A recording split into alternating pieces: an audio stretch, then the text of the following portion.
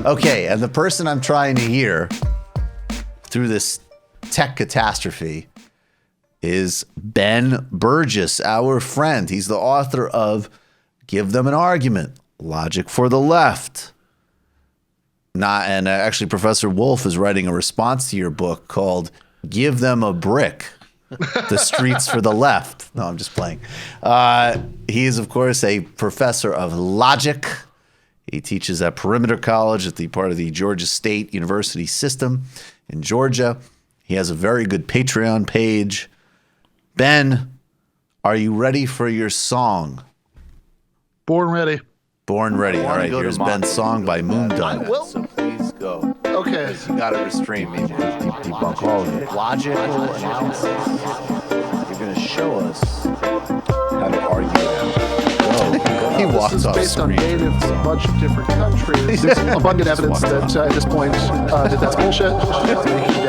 You're just bouncing during your song. Supposed to fit together. Okay, break it down. Break it down. Break it down. All right, Ben, you have the iconic Professor Wolff here. Say hi to each other, please. Hi, Ben. Glad to be talking to you again. Great to see you again, Professor Wolff. Ben, what are we debunking this evening?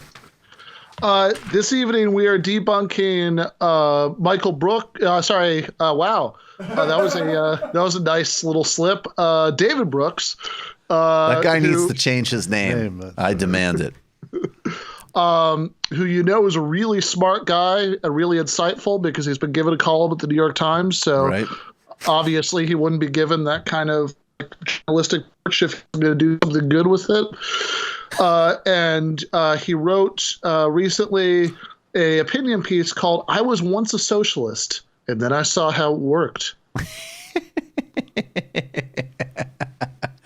So, Ben, I guess we've got some sound to go along with this, but first, neither Professor Wolff or I have been able to force ourselves to read this piece. So we're fresh. Okay, and good. We're counting on you to, what's the phrase that you would like? Steelman his argument? Or throw a bunch of personal insults. Either way, I'm happy. It's fine. Well, no, this is good because you'll be like, your mind will be blown afresh with every insight, that he has to offer here, since you haven't heard this before. I'm sure it's amazing. But all right. So first paragraph, we should go through this before we watch the clip because this sets it up. Okay. I was a socialist in college. I read magazines like The Nation and old issues of The New Masses. I dreamed of being the new next Clifford Odets, a lefty playwright who was always trying to raise proletarian class consciousness. Oh, my God. If you go Even when it's cool, he was boring. If you go on YouTube and search David Brooks, Milton Friedman, you can see a 22-year-old socialist me debating the great economist. I'm the one with bushy hair and the giant 1980s glasses that were apparently on loan from the Palomar Lunar Observatory. Ugh, fuck you. So if we follow his link, we can test this claim that when he was 22 years old, he was a socialist, and that this means that he can give this kind of insider critique.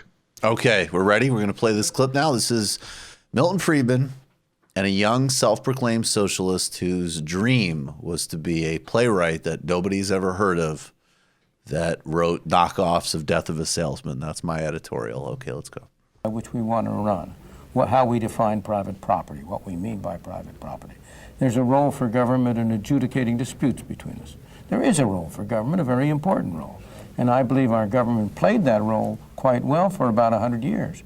Until the Great Depression. I'd go a little further. I think there is a health and safety role as well. The problem is you have to keep your regulations simple and minimal. You have to realize that there are costs, and often the costs outweigh the benefits. Are we sure that this is when he was in college, though, or is this from later on? Well, I don't know, but what's fascinating about this is that this is literally the clip that's linked in his piece. Okay, because I am totally confused here. I thought, is this like a second meeting when Brooks is already starting to write for the Weekly Standard? Yeah, I don't know. So either somebody at the New York Times screwed this up, or he really misremembered how much further he was to the left back then, because this is his link in his article takes us to this clip where he's taking a position that's like a quarter of an inch to the right of to the left of Milton Friedman. You know, it's like Friedman's like, well, the government has a role to, in adjudicating disputes, minimal state. And Brooks says, well, I'd go a little bit further. It also has a health and safety role, but just like not too far. And like, I like the idea that this wasn't somebody at the New York Times screwed up and put it in the wrong clip, that this is just that like David Brooks now remembers that as, oh yeah, I was kind of a communist back then.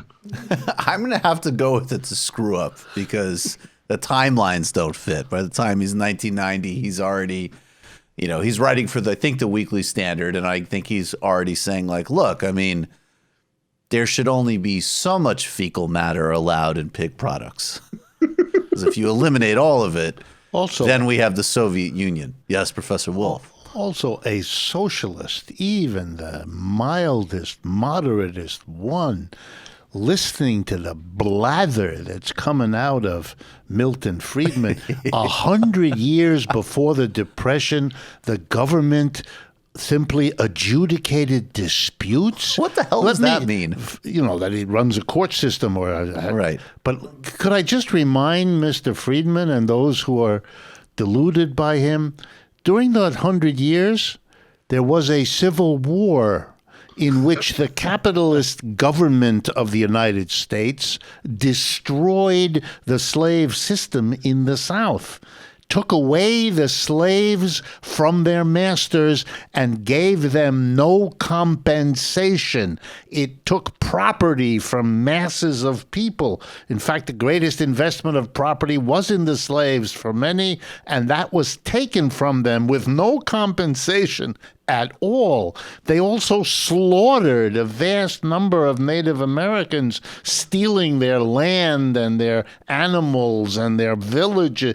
The idea that the government before 1929 was limited to adjudicating disputes amongst us is a rewrite of history on the scale that would make a freshman get an F in a mediocre school. It's unbelievable that this could pass, and our Mr. Brooks here didn't have a single thing to suggest as to how this characterization of what the government did is inadequate. By the way, I've heard libertarians complain, actually, that the big problem with the Civil War, not that there was this terrorist state in the South fighting to maintain slavery and feudalism, not even the enormous costs on both sides in terms of just pure numbers of deaths or the terrorism of the Confederate fighters and how the origins of that led to the Klan.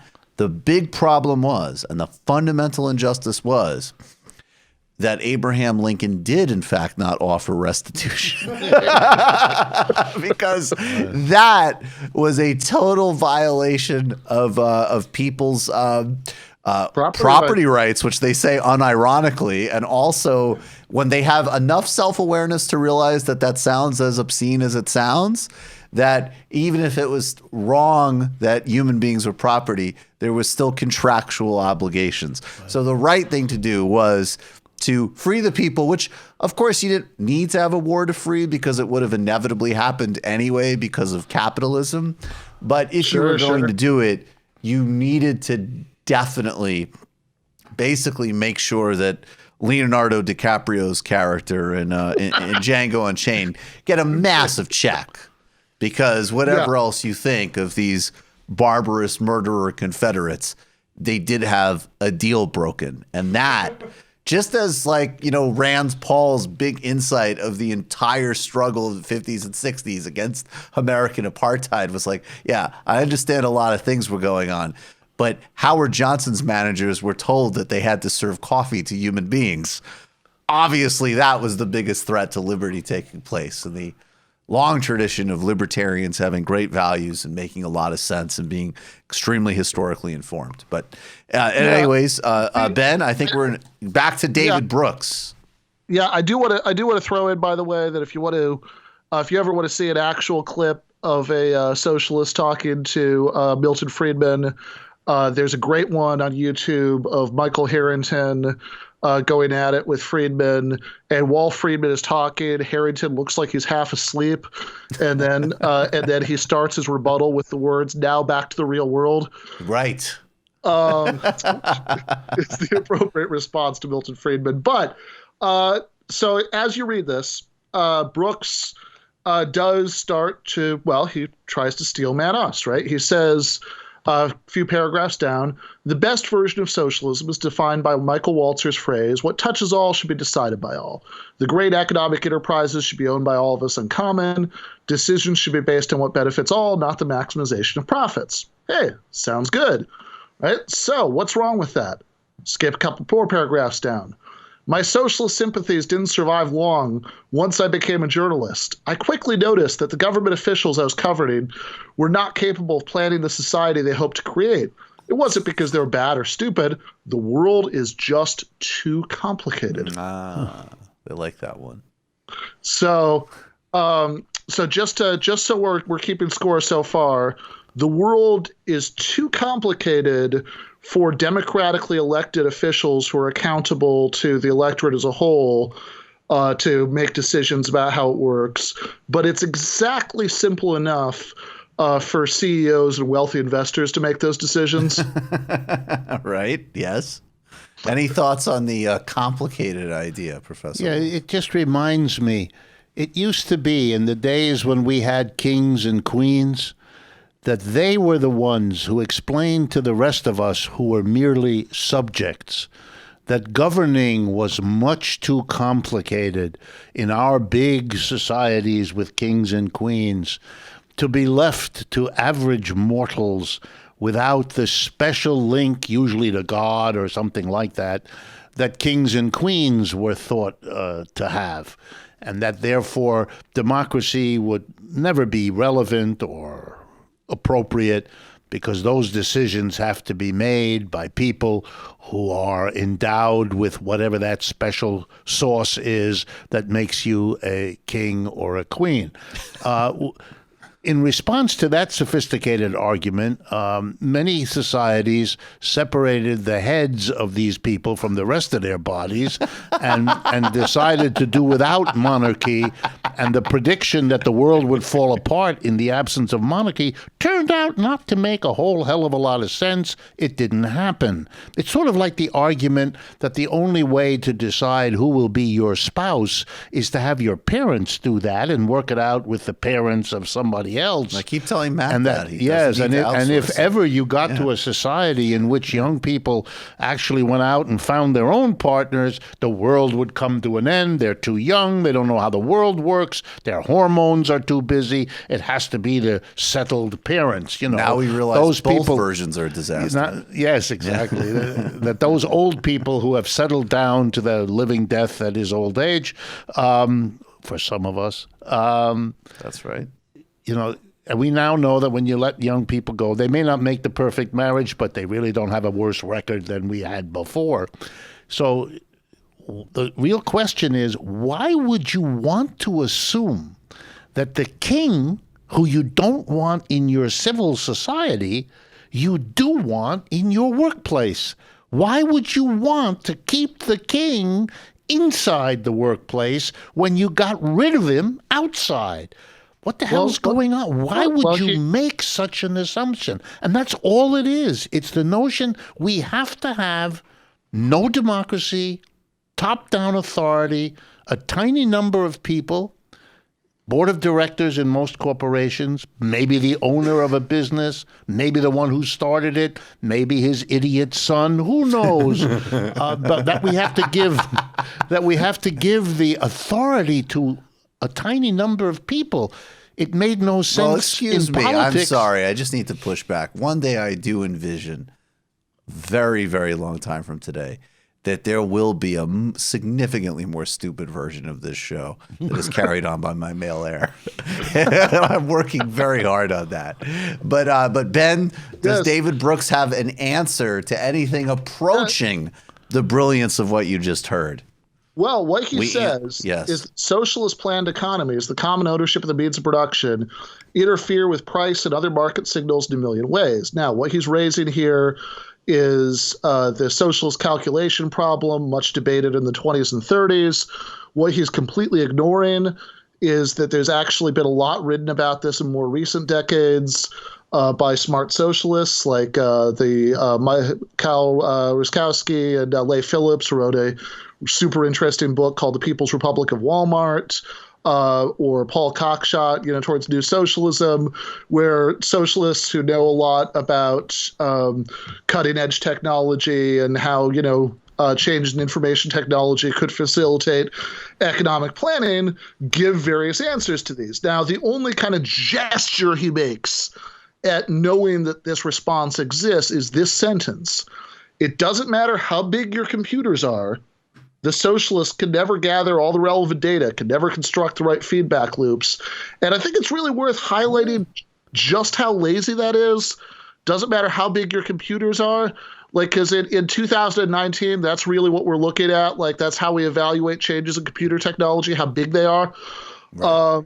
They have, like I was talking about this with Nathan Robinson. He said this is on the eve of like quantum computing. You're talking about how big the computers are. Like, we're having this discussion in like 1955. I think he did nail us on the mainframe question. Yeah. And he's also, of course, ignoring. Notice though that this whole critique assumes, and this is the most important point I want to make, that this whole critique assumes that what our options are, capitalism as we know it, more or less, maybe we could have a little few reforms around the edges he'd be okay with, but more or less capitalism as we know it, that's one option, or else fully planned economies with nothing like a market in sight. And that must be what people, are talking about socialism. That must be what they're talking about. Never mind that he quotes Michael Waltz earlier, who's certainly not talking about that, who certainly has a much more grounded vision of what an immediately post-capitalist society could look like. Maybe the state ownership of what is sometimes called the commanding heights of the economy, combined with workers' cooperatives and other sectors. But notice this dichotomy goes out the window in this later paragraph where he says, you've noticed the places that institute market reforms like South Korea, Deng Xiaoping's China, tend to get richer and prouder.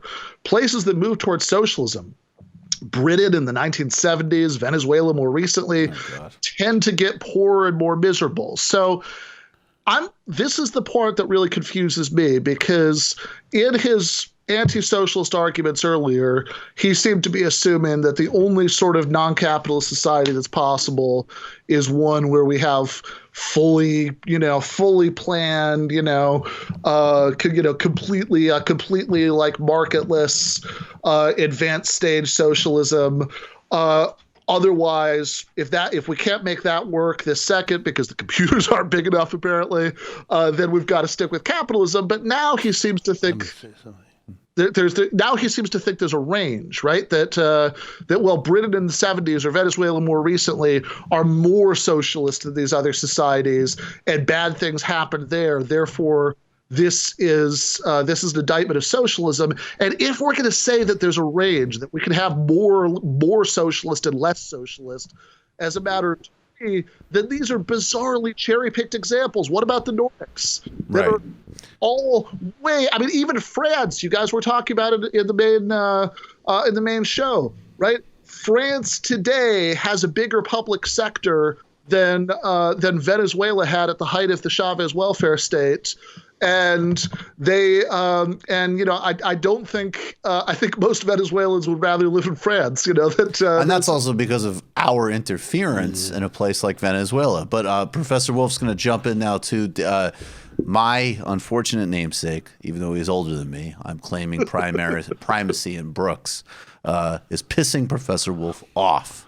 Yeah, because the level of ignorance here, even in my experience, and I have a long, complex experience with ignorance, my own and other people's, but even given all of that, this is really monumental. You have to take your head off, your hat off not only to Mr. Brooks, but to the editors at the New York Times for having made such a stunning selection for their editorial page. Let's just begin with a few things. No one has abolished the market. The market existed in the Soviet Union throughout its history. The market existed in China throughout its history. Huge numbers of transactions were handled with a supply and demand interaction in markets. That was a decision that was made.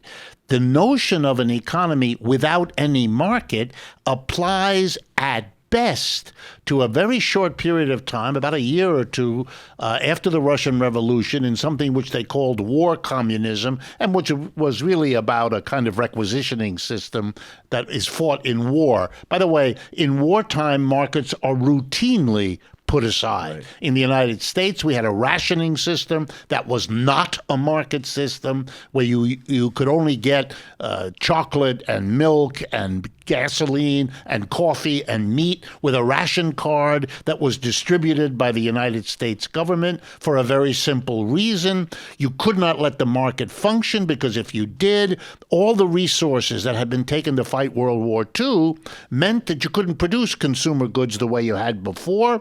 And if the market worked, the only people who could buy scarce consumer goods would be the people who bid up the price and had the money. And it was decided in Washington that if only rich people got all the scarce consumer goods and the mass of people were made to suffer, that the unity for the war would be compromised. And so we got rid of the market and we handed out ration cards, which is what you needed to get those things. And you'll love to be told, I hope, and the irony of this you should enjoy, that the way the government distributed ration cards was to each family according to its need. If you had a lot of children, you got milk ration cards. And if you didn't have a lot of children, but you had a lot of cats, you didn't get ration cards. So the notion that markets didn't exist in these society is a caricature in the minds of these people, which they're so ignorant that they portray as if it were a real option or a real story. China likewise has made use of markets. The question is, how do you mix market allocations with non-market allocations? And that's been a problem in the United States too.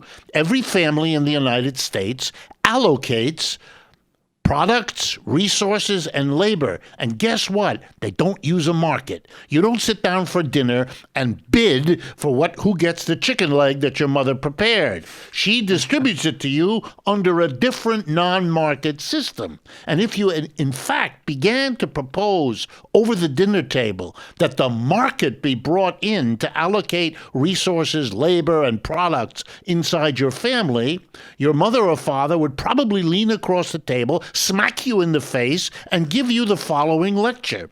This is a family, he or she would say. We do things for one another because we love each other and care for each other. You're introducing money into a situation that destroys its romance, destroys its emotion, destroys love.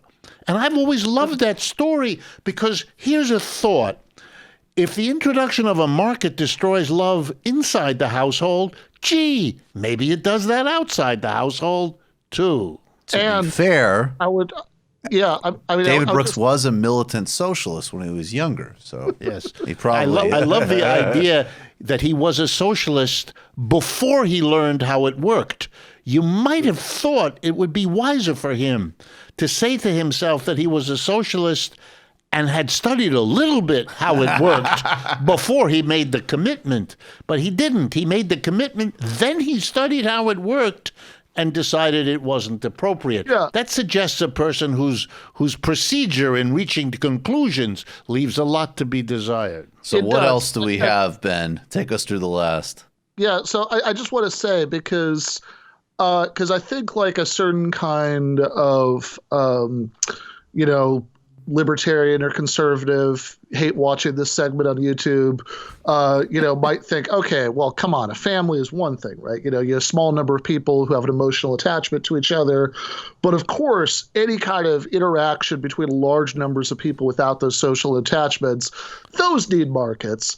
And this brings us back to the People's Republic of Walmart, and one of the best points that Phillips and Rosworski, the authors, make there, which is where the title comes from, which is that actually these mega corporations like Walmart and Amazon have larger internal economies than a lot of countries, right. And there isn't an internal market in sight. In fact, if you look at what happened to Sears, they tried to do exactly that, introduce an internal market, and it was a disaster, and it pretty much destroyed Sears. You know, they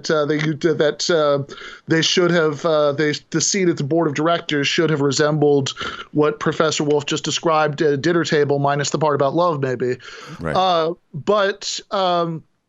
So it's also, I think, it's also worth saying that, because this is just as a matter of intellectual honesty, because we're talking about, in the Venezuela example, you say, okay, yeah, a lot of this is because of, U.S. sabotage, sanctions, et cetera. And I think that's absolutely true. But then, of course, people might think that they have kind of a perch to sit on to reject all this there and say, no. You're trying to blame all these other things. It's because of the decisions of the Venezuelan government. Well, look, it's very hard to know exactly what the percentages are, because we can't compare reality to a version where we didn't have those sabotage and that sanctions. But what we, but the fact is, no matter what your explanation is for the Venezuelan economic meltdown, no matter how you assign weight to those different factors, bottom line, there are a lot of countries in the world that have gone a lot further in the direction of nationalizing industries, having an expansive welfare state than Venezuela has, that not only do not have economic meltdowns, but rank among always making it the top few in those world happiness surveys. So it seems like, I don't think we need to go through every last bit of, of David Brooks's increasingly less interesting reflections on socialism here. But I think the point is just that he has to pick. Either we can play the game that right-wingers always play here and say, well, none of these successful examples of social democracies count. Right? It doesn't matter how many nationalized enterprises you have in Norway, because it's still basically a capitalist country. So nothing that happens there is relevant to capitalism versus socialism. But if you say that, then you can't use Venezuela today or Britain in the 70s as anti-socialist examples. And in fact, if we're really going to be purist about definitions, you also can't bring up the Soviet Union. On the other hand, if you are going to say there's a spectrum here, and it all counts, then you can't just cherry pick the two examples you like. You have to look at the extremely successful social democracies that, for all the critiques we can make of their limitations, and say, to really secure these gains, we have to go further than social democracy and democratize the economy. I agree with all that. But nevertheless, we're talking about some of the societies that have done the most to secure human well-being of any countries in human history. And if he started to consider those, then I think that he'd have to go back to his 22-year-old views. Yeah, he'd have to go look up a mainframe. You just watched a Michael Brooks show video. Subscribe to get them all. Why wouldn't you? Don't be foolish. Click subscribe below and become a patron as well. Patreon.com/TMBS. Thanks, everybody.